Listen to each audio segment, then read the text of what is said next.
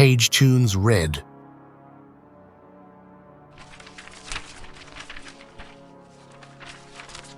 From the pages of Page Tunes magazine, monthly number 5, May 2024. Story by Stephen Sinclair and artwork by Michael Zygerlig. The little sunbeam who painted the truth. 1. Antonov sat at his desk and drank vodka. He cleaned and reassembled his service revolver. Also, he reread the order that had come down from Brezhnev himself. He did all this mechanically and efficiently. As he did everything.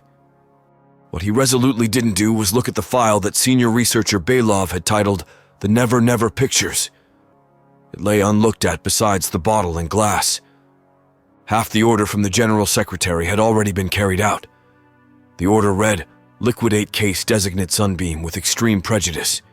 Immediately. Senior researcher Belov is to be liquidated. Immediately.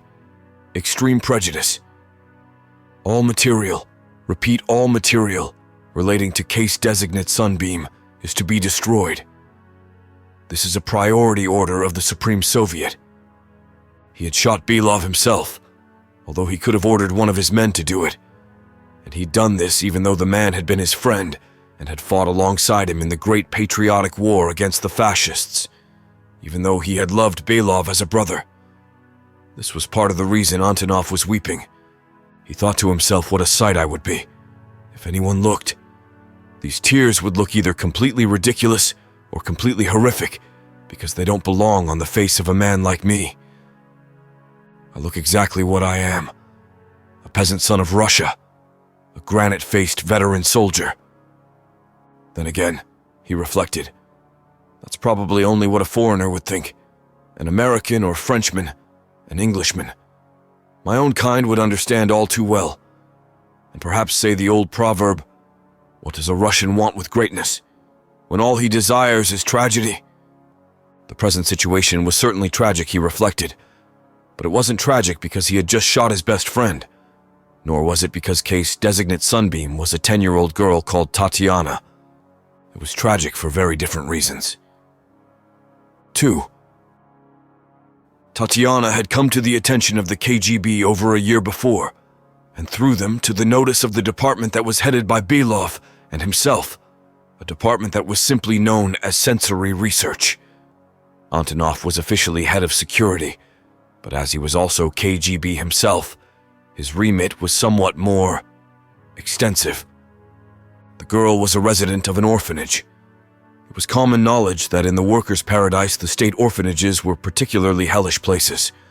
Also that the ones where disabled and retarded children were warehoused in were the ninth circle. This wasn't surprising in a country where even the veterans of the Great Patriotic War who had lost limbs were sometimes called samovars. The girl lived in one of those places in Moscow. She walked with a pronounced limp because one of her legs was slightly twisted. She was also slow, spoke, and acted like a much younger child. In some ways, she was lucky the home where she lived was one of the better ones, although this only illustrated how abominable the bad ones were. Also, she spoke and liked to speak. Many of the kids in those places stopped or were so neglected they never even learned how. Sometimes the children in the orphanage were actually given things to do, rather than left to rock back and forth. One of the orderlies had given the girl some paper and crayons and told her, "Do me some flowers." And the amazing thing had happened. 3. The orderlies had discovered she could draw, paint. Some of them had been selling the pictures she made in Gorky Park, in one of those markets behind the bandstands. The market didn't officially exist, any more than the homeless or the prostitutes existed. The pictures were good, very good, and they had discovered something else. If you asked Tatiana to draw something, she would draw it. It wasn't even necessary to get rough with her.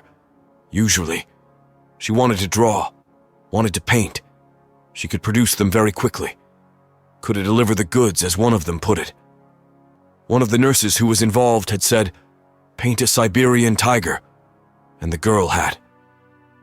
Later, it had occurred to the nurse that it might be a bit strange that Tatiana, who couldn't read or write and had a mind like a not very bright 4-year-old child, even knew what such an animal was. And partly as a joke and partly out of real curiosity, the nurse had said to the girl, "Paint me a picture of what my husband's doing." Tatiana had. At this time, the child sometimes couldn't, or she could, but not one of the paintings the staff at the orphanage called the good ones. Sometimes it was just a childish mess, and she couldn't understand the difference, or why the grown-up shouted at her for one kind of picture and not another. It wasn't like it had been after Belov had got to work and perfected what he called the process, which involved putting the child into deep hypnosis, made deeper and more stable with certain drugs, because you had to ask her to paint or draw something specific, and something real. It always had to already exist, or to have at one time existed.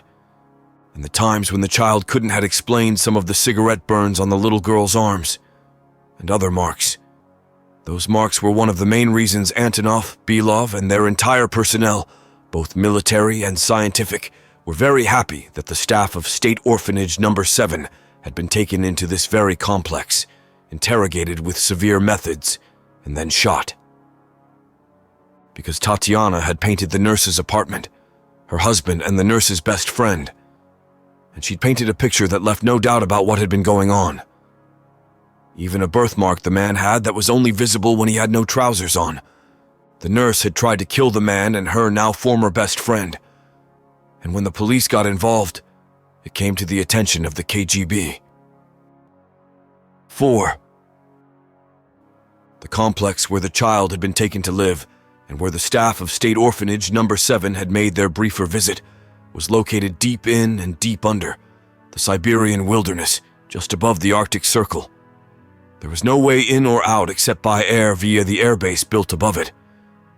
Distance, wolves, and the cold would kill you if you tried to walk out. Not that anyone tried. The complex was ultra-modern, brightly lit, clean, and efficient. Also well supplied with everything the personnel needed. In short, it was well run. In a country where the tap water sometimes came out as gray sludge, and where everything from the power supply to basic goods couldn't be guaranteed, this was not to be dismissed. Furthermore, the personnel were all the best at whatever their job was.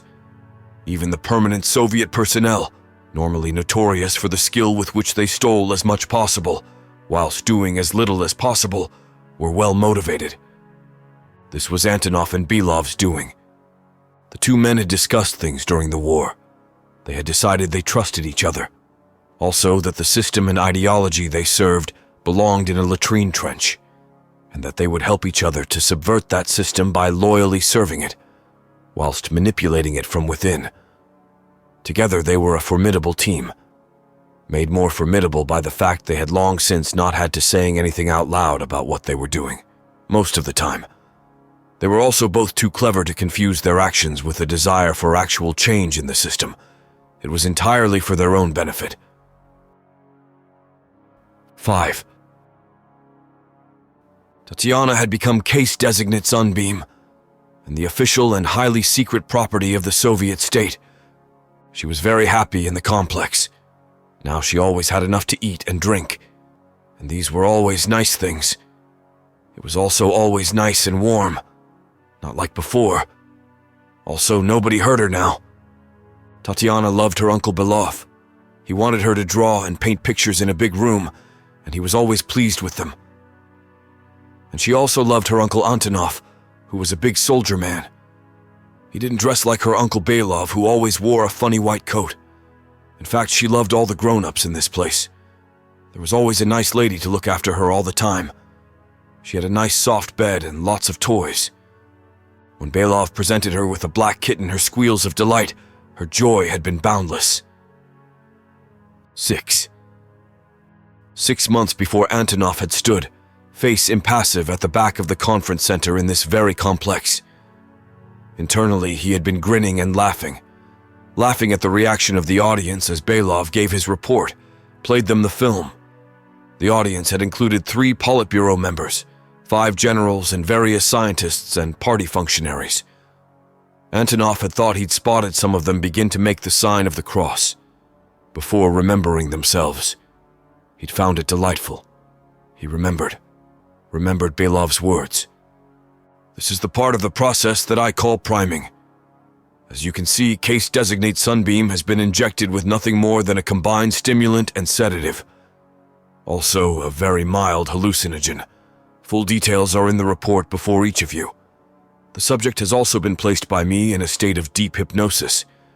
Prior to perfecting this part of the process, successful outcomes only occurred between 60 to 70%.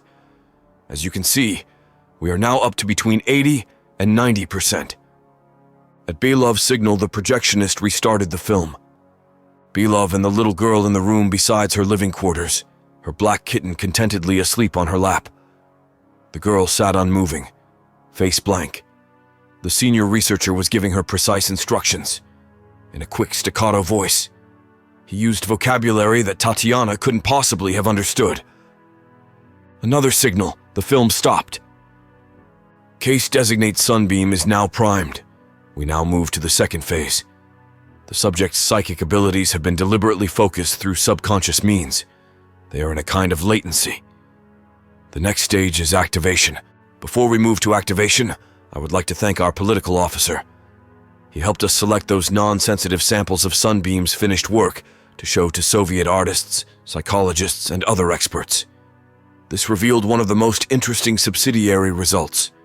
They all agreed that the individual brush strokes and so on reveal the kind of technique, if it can be even termed this at all, found among very small children, severely impaired adults, and those individuals with poor muscle tone and coordination.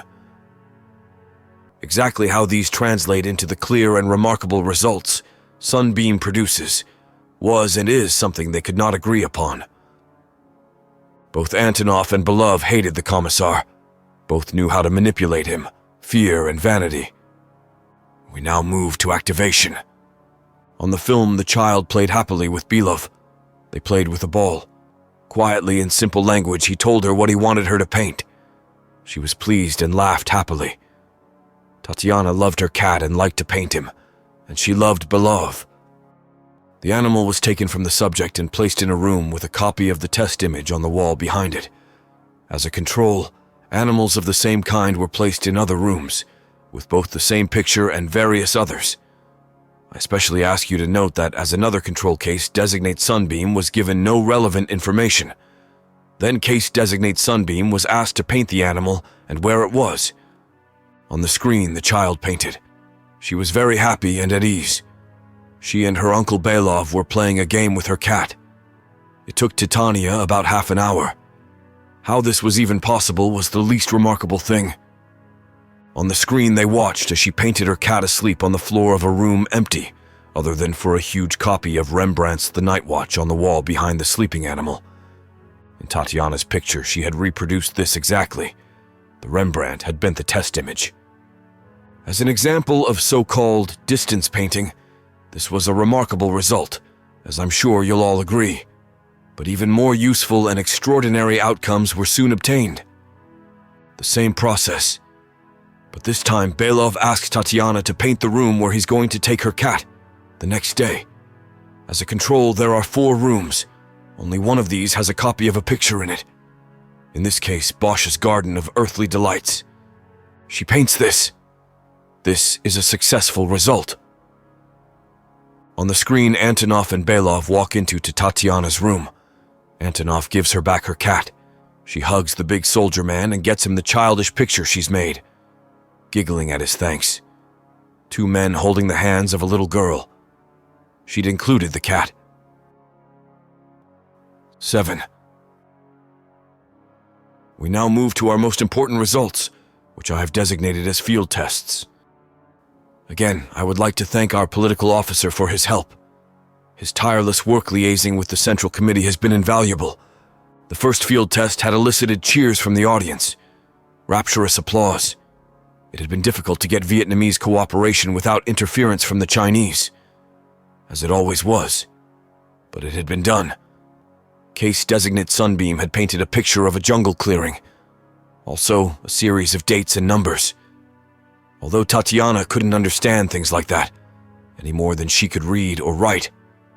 It was the date, time, and map coordinates of where one of the American sweep and destroy patrol missions would be 2 weeks before they were. The NVA and Viet Cong had been waiting for them. The Americans had suffered 80% casualties. Any more would have aroused suspicion. In a corner of the painting Tatiana had made, there had been a strange thing. In the Julian alphabet, she'd written something that was later apparently found on one of the GI's bodies. A diary entry. "I love you, Mom. I was killed." But it was the second field test that had made some of them nearly bless themselves. More map coordinates. Coordinates for the city of Tel Aviv. In the painting, the huge silo under the city could be clearly seen. In huge Hebrew letters on its mile-long floor, the words, "Never again." Tier on tier they rose and disappeared into the distance. Apparently, the Joshua-class missiles could reach anywhere on the planet several times over. She had also drawn schematics for the Gomorrah thermonuclear warheads. Each of these at least several thousand times as powerful as the American one that had destroyed Hiroshima. Some prejudices were far stronger and older than communism. Antonov had heard one to the generals mutter, "Only they would put it under there. Now no one can give them what's coming to them, even if they don't launch a big dirty bomb." Later, Belov had continued, "Obvious questions are raised. What kind of phenomena are we dealing with? Personally, I find terms like supernatural or paranormal politically unsound. Also, they are simply bad from a utilitarian and semantic point of view. I've discussed this with our brilliant political officer. I prefer my own term. From one of my books on folklore. The General Secretary was kind enough to write the introduction to the one I have in mind, the rare normal phenomena, a phenomenon which will one day be completely explained by sound Marxist-Leninist science. I wish to emphasize this point. It refers to purely mechanistic factors. But these occur so rarely and at such wide, extenuated points in space and time that we don't yet understand them. In case designate SUNBEAM, we have captured one of these phenomena. For the Soviet people, more applause and congratulations." And Antonov knew that Belov had gone on to lie to them, but only about things that didn't matter, and for everyone's good. Firstly, he told them that comfortable conditions for the test subject improved the results. They didn't. But why not get a good deal out of these pigs for the girl? They had both grown fond of her. What difference did it make? Secondly, he got the fools to believe that she suffered from what he described as psychic exhaustion after the process. This would let them control the information they let the idiots have. They had taken the girl for a walk round the base perimeter, and he'd asked, "What if they want something like the American launch codes?" Psychic exhaustion was the answer. Or part of an answer. Chief Researcher Belov had also mixed the lies with truth. It was true that the girl's mental condition meant that she would be virtually impossible to turn by a foreign power. Above all, he dangled more amazing things before them. 8. Belov had always been interested in folklore. In the war, he had kept them amused with the old stories. He had been clever enough to make his hobby politically and ideologically sound. His particular interest was in supernatural beings, and when he wrote, he emphasized that they were bound for the dustbin of history alongside capitalism, or rather any vestige of belief in them. He said they were an example of imperialism in cultural imagination. But he wasn't afraid to assert that he thought they were amusing.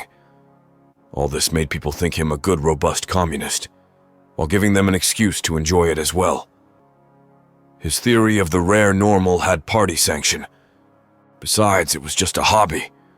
All men are sometimes tempted beyond what's called common sense. About 5 weeks ago, he went to Tatiana and told her to paint him a fire-breathing dragon. Nothing happened. The girl could only produce what was real, or had once been real. Already, he had given her a series of instructions to paint a man lying on his deathbed. Also, the people who had been in the room. The man had been called Napoleon Bonaparte, and SUNBEAM had done as he asked. but he had said the names of other things. Things. And she painted them. And when he closed his eyes, he could see those things. One of the worst had been a thing with red eyes and a clown-white face, long teeth, and hands that seemed to reach from the canvas. But not the worst. When he saw that one, he began to go mad. It was as simple as that. He hadn't told Antonov what he was doing. 9. Belov had gone completely insane. One day in the canteen, he started to rave and weep. They were wrong. So wrong. He had said the most terrible things. Screamed that they should build a church on the blood, on the place we murdered the little father and his family. And that the least of what he said. The political officer had been apoplectic with rage, ordered Belov arrested. The political officer was now dead. He had looked in the never file and shot himself. Antonov had looked, and what he found made everything a tragedy. He and Belov should have fought them, long ago. Them, and got out. No, they should have tried to destroy them. Been the good Russian men a certain woman had waited for in vain to come to a house of special purposes to save her and her family. Now he was going to try and save Tatiana. And they would probably kill them both. But he would try. He didn't blame Belov. It had just been too much for him. For SUNBEAM had painted a picture of Vladimir Lenin, and whispering into his left ear the ghostly but unmistakable form of a demon.